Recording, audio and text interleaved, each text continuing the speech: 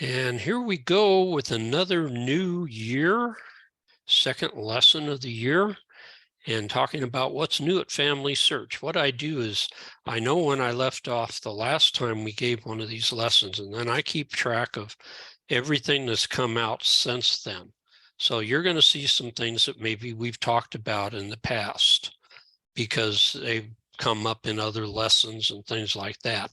But this should give you a fairly round view of the things that have happened since the last time we had one of these classes, which was about 6 months ago. So it's time to check out what's new because Family Search likes to evolve over time. And today we're going to see new features, and we're also going to see updates to the current features. And sometimes we might wonder now, what in the heck is going on with Family Search? Because so many weird things are going on and so many things are getting changed. Well, there is a simple answer for that right now. Many of the web pages in the Family Search program, almost all of them, have been changed within the last year and a half. And the reason for it is that the coding for those pages was getting old, and the coding was going to stop working with the browsers that we have to use to see the web pages. And so they absolutely had to rewrite the web pages to bring the code up to current code. And also, this gave them a great opportunity to do some standardizing of the site. And so I just want you to understand, they're not doing this to make us go crazy. They're doing this because it was needed. And hopefully it's become better. Of course, for some of us, different isn't always better, but we're going to have to live with it and learn to roll with the punches. Okay, I found this just recently, not 2022 in review, and I thought it was interesting. They had over 217 million different visits to Family Search last year. Roots Tech 2022 had over 3 million participants. And the Family Search tree now has 1.46 billion people in it. And attached to those 1.46 billion people are about 2.48 billion sources. So about a source and a half, a little more, source and 3/4 for every person that's in tree. We need more sources attached. There's about 2 billion searchable names and images that were added last year, just added new things. That brings it up to a total of about 16.3 billion free records and images that Family Search offers us. I remember back in the days when it was 4 or 5 billion. So it has grown tremendously. Now, in addition to that, there's about 16 billion searchable names and images in the records. There's also over 500,000 online books that you can look at, over 550,000 now. And there's over 5,708 Family Search centers. Yes, they're not family history centers anymore. They're Family Search centers. And we'll hit that on the next slide. That's why I say this is up to date because that just happened. And there's over 100,000 articles in the wiki. And so that is growing constantly. I remember when it was less than half that size. Okay, so last week, I believe it was, the church decided to change the name of the family history buildings and programs that we have. So the Family History Library is no more. It's now the Family Search Library. And the Family History Centers are now Family Search Centers. And the purpose was to better align these centers with the church's expanding global brand. Family Search is the brand, so they wanted to get that name on the library and on our centers. So we should be getting new plaques through the PR group, I would imagine. for our centers that'll say Family Search Centers. So those of you that are directors, keep an eye out for that. Just happened. Okay, Family Search was changing support, and this happened during the year. Back in May, they decided they really wanted to make some major changes. What they really wanted to do was end the phone calls. They were really hoping they could get away from live phone calls, because that takes a lot of missionaries and it costs a lot of money for the church. And they were trying to kind of maneuver everybody over to the community. This is where they wanted to maneuver us.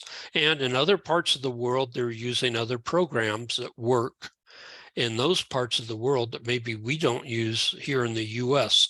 Instead of having one way fits all, where everybody had to call a phone number, they were using Facebook and other types of media in different parts of the world where other things were more popular than phone calls. And they were just kind of hoping to phase out the phone calls. And they actually tried to do that, and it kind of backfired. They got such a kickback that they kind of did a compromise in the end, at least for North America. So they redid the homepage for help. And when you come to it, it's different, and it's different from this view. I discovered yesterday that the view that I'm showing you right now, where you can click on the region of the world that you want to see how you can contact Family Search, has been changed. And instead of this little menu bar, they now have a clickable map of the world with the different continents, which is kind of nice, because then you can actually see the land. And if you know where your country is, you know which part of the world you need to click on. But essentially, they've tailored things to the different regions of the world. The big things that they want to do is they want to guide us to the community.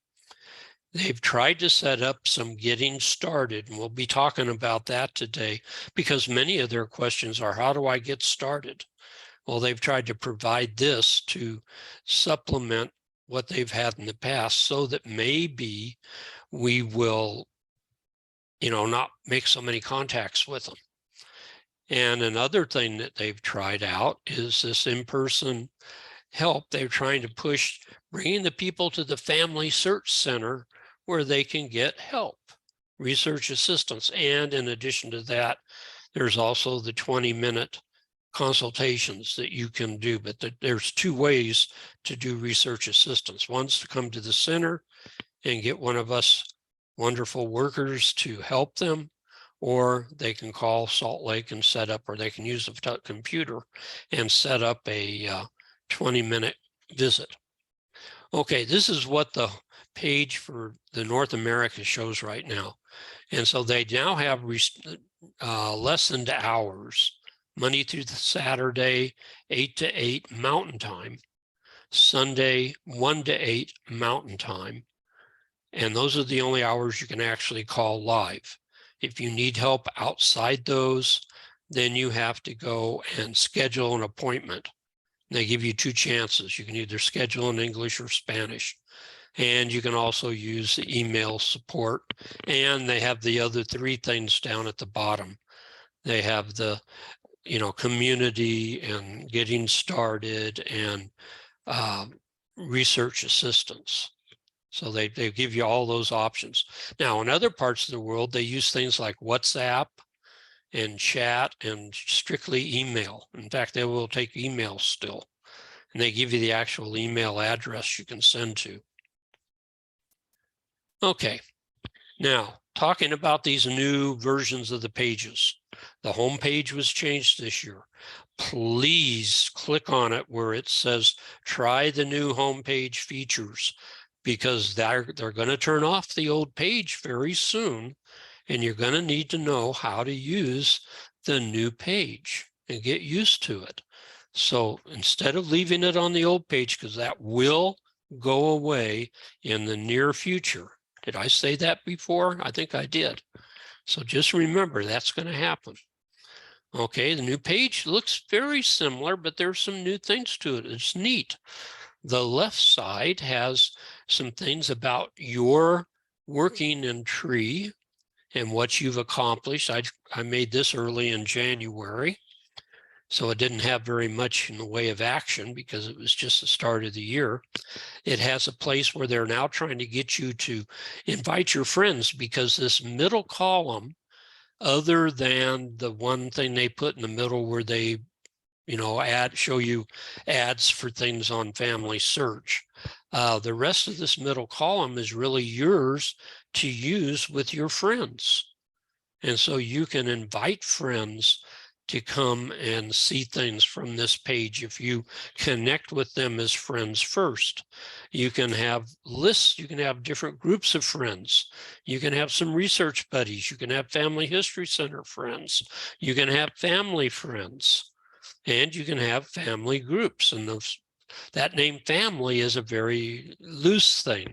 They don't really have to be your family. They could be your ward or your stake. And we'll talk about groups a little later. The right-hand side is very similar to the way it's been before. They have the recommended tasks. They have the way to get to ordinances ready. They have recent people you've gone to, and then they have the little task area where they have the other things like possible duplicates and deleting a record and printing, and all of that is over there in a group now instead of kind of spread out. One of the things that's really new, though, is this all collections search. And that's something they've tried for the first time, which I think is really neat. When you use that search from the home page of FamilySearch, you're going to be able to search both the historical records and the tree and memories for something all at the same time. You're not going to have to go to different places to search. You can do one search to do all those. So you click on Start a New Search, you fill it in with what you want, and it has an advanced feature, but I didn't use it. I just put in Henry Harrison Sands, Pennsylvania, born about 1840. And so that was my search. And then this is what it comes up with. It has 2.5 million results for one thing. It will provide you with the person or some people from tree that most match the person you search for. This is the guy I was looking for. So from that search, I actually get directed to Henry's record. Then underneath that, I start seeing historical records that fit the search that I conducted.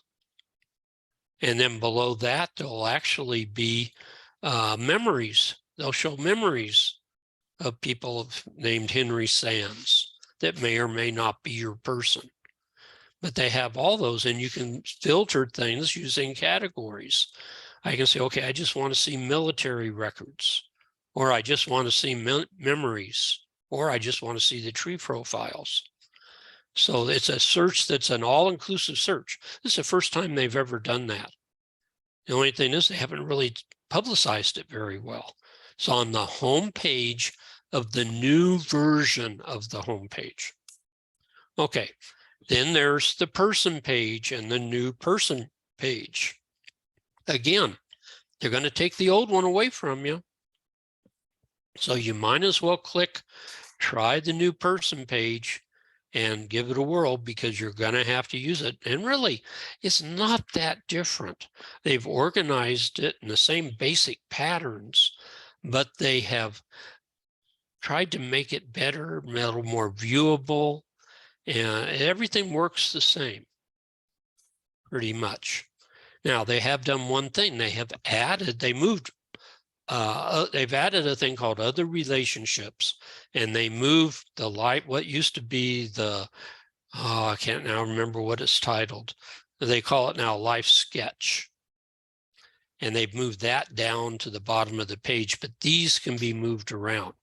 Now, this Other Relationships is something brand new. They're allowing you to create some relationships between that person that you're on and some non-familial relationships, such as if this person was an apprentice, you could give the name of the person they were apprenticed to and connect them in an apprentice relationship. Or if they were a tradesperson who was mentoring new tradespeople and had apprentices, I guess you could do it either direction. You could connect this person to the people that work for them. Same thing with employment. If you know who their employer was, you can connect them. Godparents can now be connected to the person. They're not going to show up in familial relationships. They're going to stay down here under these other relationships. This is where now you can add people that were living in the household that aren't related, but you think they're significant to the family. You can also connect them up if you find them in FamilySearch. Or neighbors, if you're trying to do some research on this family and you want to keep track of their neighbors, you can do that. Or people that you're sure are relatives, but you're not sure how, and you want to just call them a relative, you can do that.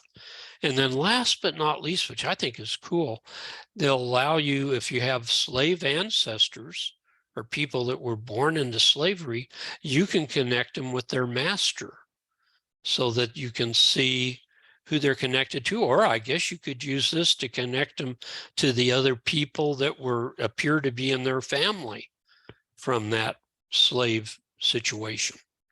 So this is something totally new. It takes the person you're on and connects them to other people that aren't necessarily their true family. Okay, and you can move these around, and they don't have to be in any set order. So the things that are on the left side of the screen, if you go over to tools in the right-hand column, there's a thing called My Layout Settings, and that will allow you to drag and drop and move them around and put them where you want to find them. If you want that live sketch up at the top, put it up at the top. It doesn't have to go to the bottom. Okay, and now that's where we're going to show you this. It's not called Live Sketch anymore. It's called A Brief Life History. And they were very unhappy with us, me in particular, because I was teaching people use that live sketch to put in warnings about people. And I really got called on the carpet about that. And so they have done something to fix that. They want us to remove warnings that are here like we have right now. This is a warning, please read so we can stop the fiction. Notes supporting the fact that John Walker did not marry Catherine Hutchinson, and then there's a bunch of information. Because people want to keep making this person Catherine Hutchinson, and she isn't. They want those warnings to be moved, and they're telling us that in the little blue box that you can X out if you want to get rid of it on a page. You want to move them over into notes. And at the top of the notes page, there's a little thing that appears there that says, do you want to make this an alert notice? And if you click that, what it does is it takes that note and puts it at the top of the list, and it stays at the top of the list. And you have this warning that's put across the top of the page that important research has been done for this person. Please read alert notes before making changes. So they're warning you to come over here and read these. Now, this page isn't finished because what I need to do now is to take this note that I've moved down here under notes. I need to delete it because it's not supposed to be there, but I left it there because that's where you're going to find these things. This is where many of us have been putting them. But now we can actually put a brief life history in that box. Just don't put warnings saying don't do this or don't do that. Just tell the story of the person. Okay. Now, what happens if you're locked out? That has changed, and they didn't really say too much.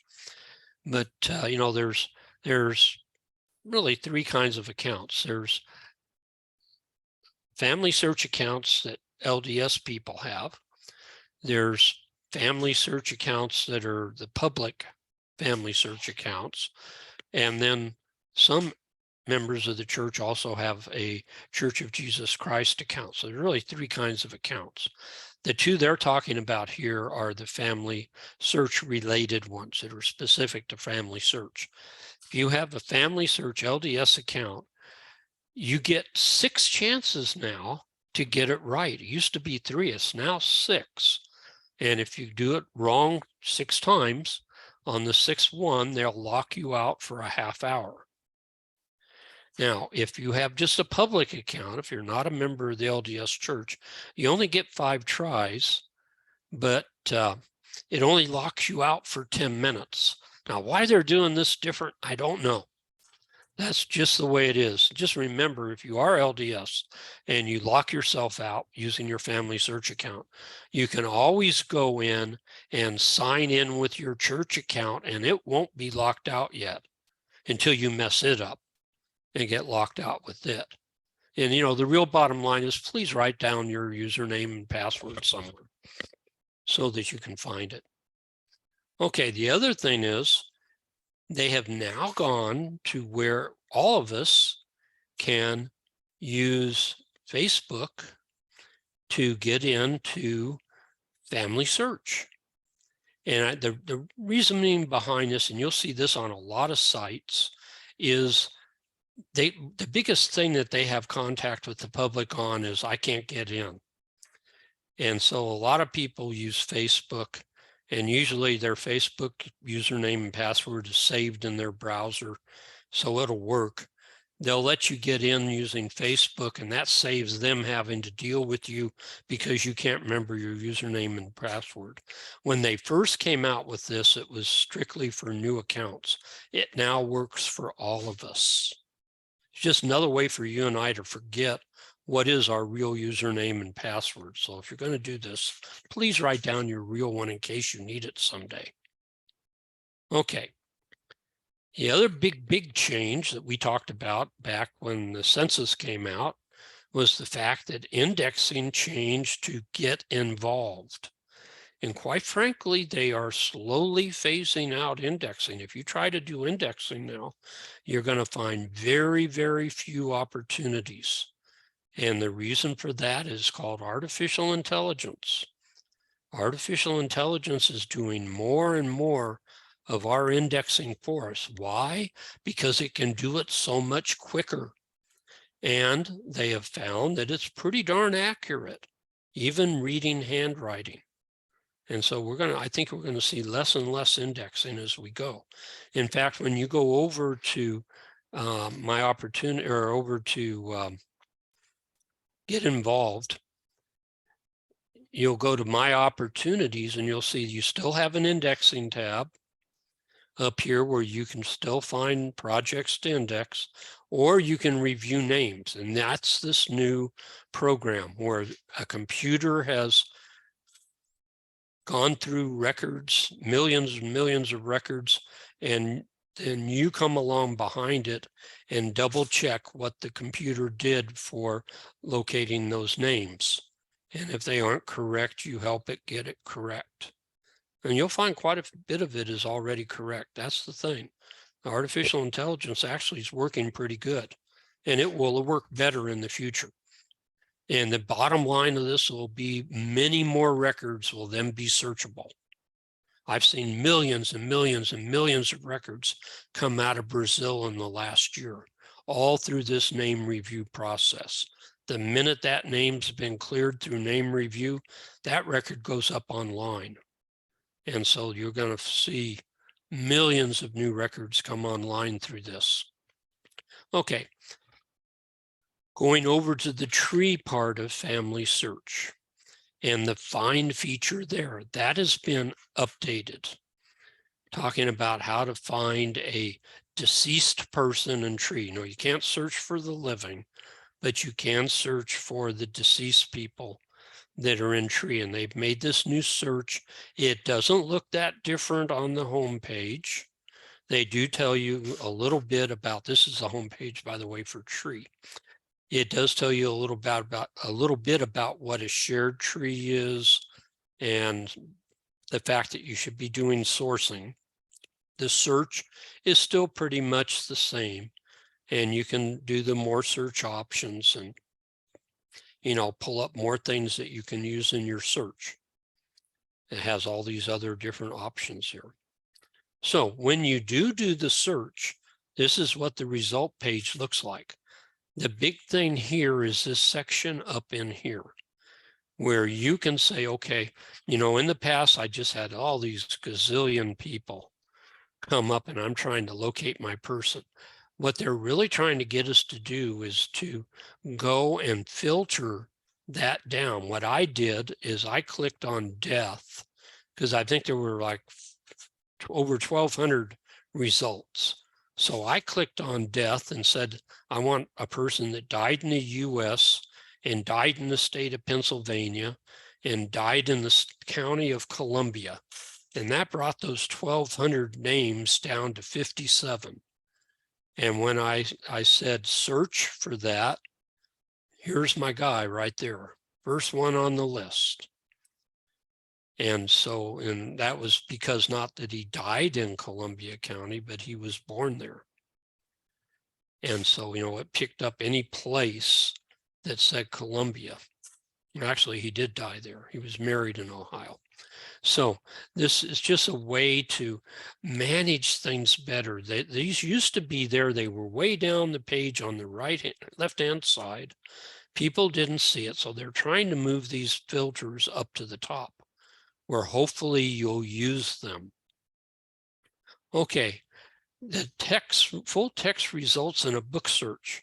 I've always disliked our FamilySearch book search because it was so clunky. And if you go to Google Books or you go to Internet Archives, when you did a search, they would also show you little portions of pages where the search terms you were using show up, and you could get a pretty good idea of what if you really wanted to look at this book and what page you wanted to look at.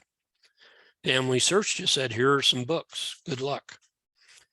Okay, so they've made a change, and this one is really good, because what you do now is you still have the little search box. So I put my friend Henry Harrison Sands, my great-grandfather, and I put Mordansville, that was the town he lived in, and I did a search on that. I did an update. And so I can either see it in a list of books. That's what we have here. You just see one, but there'll be another book down below that and another below that, or I could have seen them in a grid view. But now what's different? Well, I can filter this by creators or subject or language, owning institution, access level. What that means is I could pick out just the ones that have full permission to use and not worry about those others that I can't see anyway. Things like that. And so those filters are there for you to use to kind of reduce the number of results. But the big thing is, on each of these results, you're going to see the full text, in other words, partial pages where the person you're searching for, in this case, Henry Harrison Sands and the word Mordansville, shows up. See, here's Mordansville here. Here's Henry Harrison Sands. There's Mordansville. There's Mordansville. When I'm done, I say, okay, I want to see this page 454 because that's got just what I'm looking for.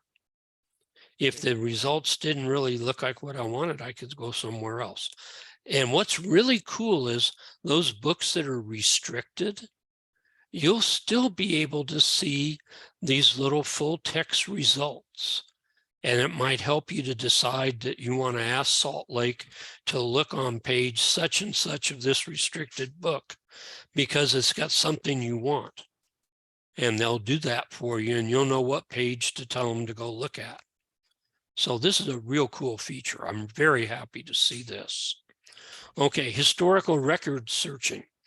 If you want to browse collections, they've moved it around a little bit and again improved it, and it falls into the same pattern with filtering. I can click down there where it says browse all collections. This becomes a little more important as we now have over 3,000, almost 3,100 different collections. So in the search box, you want to enter what you think is the title. for this, and then hope that it'll come up where you can find it so that you can get to that collection. Well, don't forget there's filters over on the right-hand side. There's topic filters. I can filter for just probate records, or I can filter for newspapers or whatever. There's a whole bunch of them. That's just a couple. Or I can filter by location. I can say I just want ones in the United States. In other words, record groups in the United States. And I can pick a time period, and hopefully the collection has a time period attached to it. As you see these, it appears that most of them do. So that would fit pretty good. But these filters will help you get what you want to show up.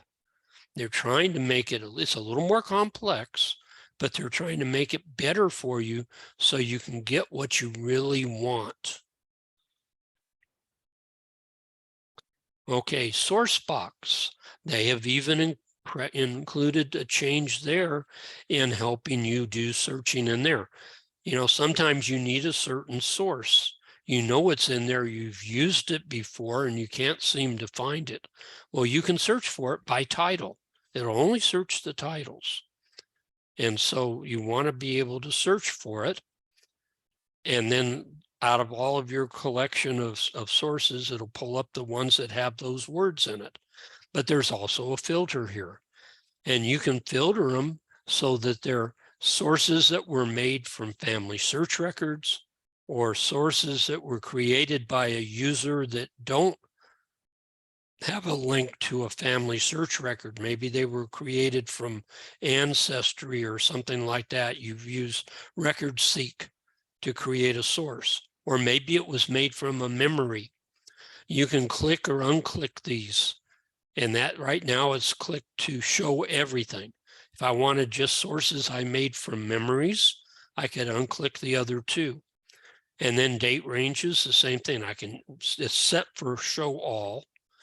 I can say I want to just see sources that have no time frame, or I want to show sources that have a certain range, and they'll show any source that fits into that range. Now there's one hint, and I think I put it on this page. Yeah. One thing you can do to help make your sources more searchable is always start the title with the person's name. Say Henry Harrison Sands, comma, marriage record, or something like that. But always start it with the person's name. And then if you want to search for that record, you can search for his name and it'll come up. That's something that you can do. And you can add names to records. None of those records that you see right there have any people's names in them. If I wanted to, I could go into each one of them and add the person's name to it if I wanted. That's just a tip that I would suggest you kind of use. Okay, one other thing that's really nice, and I saw this happen this week, is FamilySearch is trying to recognize marriage records when you source them. In the past, they only just went to the person in general. They did not go to the marriage. But now, at least some of the time, when you create a marriage record, if FamilySearch recognizes it as a marriage record and you're saying attach it to this person and that person, well, it'll go to their marriage and attach it as a relationship source. And you won't have to do it yourself. So that is a big step forward. It's something that's been needed for a long time. And they finally did address that. Okay, family groups. There's been changes to that as they've gotten it going. You can now have groups as big as 1,000 people. That was done so that a LDS ward could have a group for the whole ward if you wanted. And in there, you could share temple ordinances and things like that. And you can belong to as many different groups as you want. I think they restricted it at first to just a few. Now there's no limit. You can join any groups you want to join. Okay. And the thing to realize is that if you do share names of your ancestors in one of these groups so that other people can help you, the people inside that group will see, or people that are shared within this group are marked as in progress out in tree, and nobody can do anything with them. They can't click on them and reserve them and things like that. They're just listed as in progress. Now, the people in the group where they're shared will be able to see them as available to be printed and taken to the temple. But the people outside the group are going to see that this is in progress. And they are coming, they promise, and you'll see this later, to have a system where in a living group of family, you're going to be able to have a living record for each person that everybody else can see, and everybody can collect memories to it, and they can collect sources to it and pad that thing in while we're still alive. That is coming, they promise. And they've kind of said maybe this year. So we'll see. Okay, and then they've been promising this, and I still haven't seen it, but in your reservation list, in your temple list, eventually you're going to see it say ward and stake, and you'll be able to see what the other people in your ward and stake have reserved and go over there and grab them, and you'll know who the reserver was, so that if you're trying to help Sister Jones, you can go find something Sister Jones submitted and take it to the temple. That isn't showing yet, but it's supposed to soon. And the other thing is Ordinances Ready should already be doing that. If they can't find anybody in your tree, you know, first they look in your records, your own reservations, and they look for people in your tree. Then they'll look for people that are reserved by people in your ward or stake. And then if they can't find anything there, they'll just go to the general population and give you a name. So as Ordinances Ready is pulling, it's going to start pulling if it needs to get there from people in your ward and stake. Okay, instead of a year wait, it's now a 30-day wait. The exception to that is somebody who was a worthy member who died without having the chance to get to the temple. Talk to your bishop and you might be able to take them immediately to the temple. I had that with a couple of my nieces when they passed away. My sister felt inspired. They needed to go to the temple for them, so they went to the bishop and got permission to take them shortly after they died in a car crash. Okay, and you can see more about that in the handbook, and I've given you the references. And then how long do we have to complete ordinances? That just changed this week. You should have gotten the message. We've had the 2-year thing, which has been on hold, which is going to be turned on January 31st, supposedly. They're going to start counting the 2 years down from January 31st. Anybody that's got a 2-year reservation will have at least 2 years on that reservation when they start the clock moving. If you had more, you'd have more, but I don't think you can have more. So they'll set it for 2. Now you can add a year one time to that 2 years if you do any ordinances on that record. And when you do it one time, it'll extend it an extra year, making it a total of 3 years. But it can only do that one time.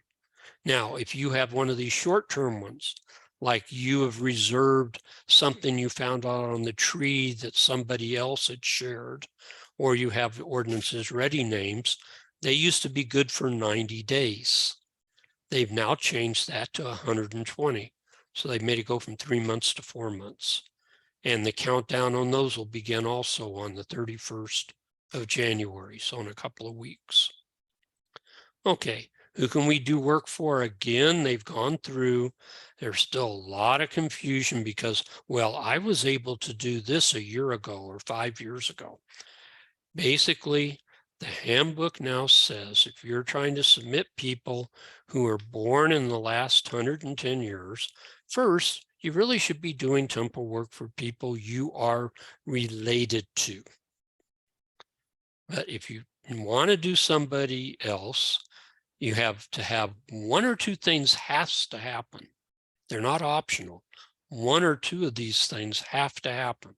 Either a close relative of the deceased has to submit the name. If you're not that close relative, then that won't work. Or you have to have permission to perform the ordinance from a close living relative of the deceased. And the deceased person doesn't count because they're dead. It has to be somebody that's still alive. And if neither of those above things works, like all the close relatives are dead, that's always been our excuse so that we could get around it. But now the handbook says, if neither of the above conditions apply, proxy temple ordinances may be performed 110 years after the deceased person was born, and no exceptions. Okay, so just be aware that's the way it works today. We're not doing things like it was 5 years ago or even last year. This is the way it's done today. Okay, they added a 5th pedigree chart called a first ancestor chart. For many of us, it doesn't mean anything. To the Chinese people, this is exactly what they needed. Chinese or Korean, a lot of these Asian countries worship first ancestors and do their genealogy based on first ancestors. So you can click on first ancestor. I did this just to see how it worked. And it took me to a picture pedigree chart. And it says, okay, pick a person, so I picked me. I clicked on the little plus sign. There's a small little plus sign on each of these. So I clicked on that little plus sign and this came up. And instead of adding a child, a spouse, or a parent, I'm going to add a first ancestor. I'm going to give it an ancestor that I'm going to link to. Hopefully somebody that's connected to you, because it won't work if they're not connected. So you choose first ancestor, and then you'll get a chart and you paste in the ID for that ancestor, and then they'll tell you who it is. So I took it to the furthest back Givens ancestor I have, Samuel Givens. So I said, that's the guy I want to be connected to in this first ancestor chart. And it generated this first ancestor chart. It's a pedigree of a single line back. Okay, you can't branch out and do the wives lines. It only takes the father of the father of the father of the father of the father of the father back to that first ancestor. And it shows the children in each generation. That's what a first ancestor chart looks like. This is designed to work with Oriental people, especially Chinese, Koreans. Okay, so if you have any Chinese patrons or Korean patrons that come in, you need to show them this and help them connect it. Okay, family tree basics. Again, they're trying to help beginners get going. So they created a page in the Help Center. If you go to Help Center and you search for family tree basics, this page comes up with a whole series of lessons taking you through family tree basics, changing information, adding sources, photos and stories and life sketches, custom charts, and so on. In other words, it's a way to go through all the different parts of the tree and how it works. What this actually is they've taken this from the Family History Guide and their links on the FamilySearch tree. But all of these links open up into a self-study course for that topic, whatever the lesson is. But this is ideal for beginners. If they're having trouble with merging, you can take them over here, find the lesson on merging, teach them how to locate this so when they go home, they can click on it and they can work their way through the lesson. Very well done. They also have, if you don't sign in when you go to FamilySearch, if you're already signed in, sign out. Because on the unsigned in page where a person who's brand new comes, you're going to see this Start Discovering Your Family Story link. and you'll be able to put in a person's name. You don't have to be signed in. You don't have to have ever used FamilySearch. Anybody can do this. Put in a person's name, put what you know about them, click search. Okay. And what comes up first is they'll show you profiles of people in tree that might be this person you're looking for. In fact, this is my dad. That's who I was searching for. And he came right up at the beginning with just the word Arizona for where place lived. I thought that was interesting. He must be the only Joseph James Givens in tree that lived in Arizona. Now, below this on that page, there's still more. You have the people from the tree. If you want to go to them, you click on them, then you're going to have to sign in. But you can at least see what's there. Then below that, you're going to see some historical records that they think are that person. In fact, both of these are my dad, a birth record that came out of the Arizona Mesa LDS Family History Center, obituary, and a find a grave record. And then memories.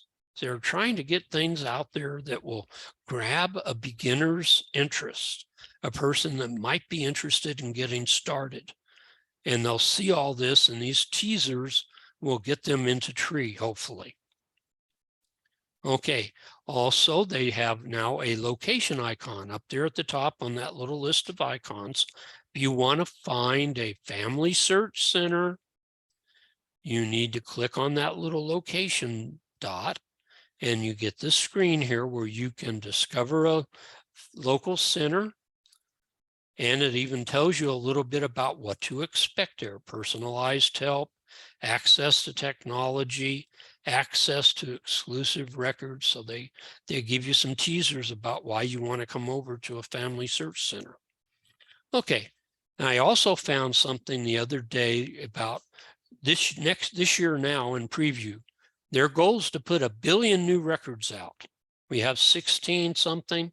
We're now going to have, hopefully by the end of the year, 17 billion something records. The countries they're going to focus on, they have focus countries every year. They're really going to focus on the Democratic Republic of Congo, the Dominican Republic, Guatemala, Luxembourg, Nicaragua, and Uganda. And of course, you know, they're going to have the United States and Canada and Australia, but they're trying to pick some of these countries that they haven't served very well in the past and really bump them up. But they're in general pretty small countries, and there's not a lot of records anyway. So it's not going to be all the records they put up this year, but it will be significant things for those countries. They want to finish the 1950 census because they've got a lot of egg on their face and they need to do that. And I noticed they added 4 million new people this month to that census that we can now search. Searchable trees are going to be published for the 18 countries in Africa that have over 1 million oral genealogies. They're going to make trees for those oral genealogies so these people can find their family tree or find people in the tree and then take them to the oral history that went with them. Get involved in artificial intelligence, handwriting recognition is going to grow. We know that. There'll be another new feature that will enable members of family groups, this is what I was saying earlier, to collaboratively add and share memories with one another about living or deceased relatives. And they'll also be able to collaborate with one another on adding facts and sources for those living relatives so that you can pack the record before we pass away and have a nicely filled out record that can automatically become a deceased person's record upon our demise. Okay, one last thing. I always have to go to MyHeritage to show you what's new. They now have a thing called Deep Story. Okay, we've talked before about their colorization and sharpening of records. They'd started animating records. They took my mother's portrait here and they animate it so it looks like she's alive. And now they've gone one step further. Now that they can make her alive through artificial intelligence, They will let the person tell a story. This is my grandfather telling his life story. My name is Claude Irvin Hale. Let me tell you my life story. It all started when I was born on June 16, 1885, in York County. My father John M. Hale was born in 1856, in Abbottstown. My mother Mary Jane Bortner was born in 1857, in Seven Valleys. When they married in 1880, my mother was the same age as my father. I had 6 siblings, Edward, Minnie, Chauncey, Mabel, Lillian, and Paul. I took Helen Alcesta Sands to be my wife on January 9, 1915, at age 29 in Bloomsburg. She was born in 1887, in Mortonsville. She was 27 years old when we married, 2 years younger than me. We had one daughter. Our daughter Jenny was born in 1917. She married Joseph James Givens in 1942, in Silver City. Then, I married Carrie S. Lutz on June 1, 1918, at age 32 in Philadelphia. She was born in 1887, in Lancaster. She was 31 years old when we married, 1 year younger than me. Helen and I had 2 wonderful grandsons, James and Robert. I'm glad I could share my life story with you. I hope you enjoyed watching. Goodbye. And see, they allow you to put photos in this. You select the photos. They take the dialogue essentially from your tree over at MyHeritage and have this person speak it. There's things he didn't say about the fact that his first wife died in childbirth and things like that. But that's okay. I just think this is cool. This is just kind of opening the doors for artificial intelligence. And then if you've seen it just recently, they now have the artificial intelligence time machine where you can upload 10 photos or so of yourself, portraits of you, things that show you and just you in the picture. And then you can create images, historical images of you in different time periods with clothing for that time period. My favorite one is this. This is me as a pioneer. So I can go run around with my pioneer ancestors, and this is what I'll look like. So, it's just kind of a fun thing. But they have all kinds of different things that you can look like. You can look like a Roman senator. You can look like a gladiator. You can look like a 1960s punk rocker. They have all kinds of different things that you can change into. It's just kind of fun. I always like to show you some of the fun things that are out there. So that's our presentation. 6 months worth of changes, and it takes an hour to talk about them. So are there any questions?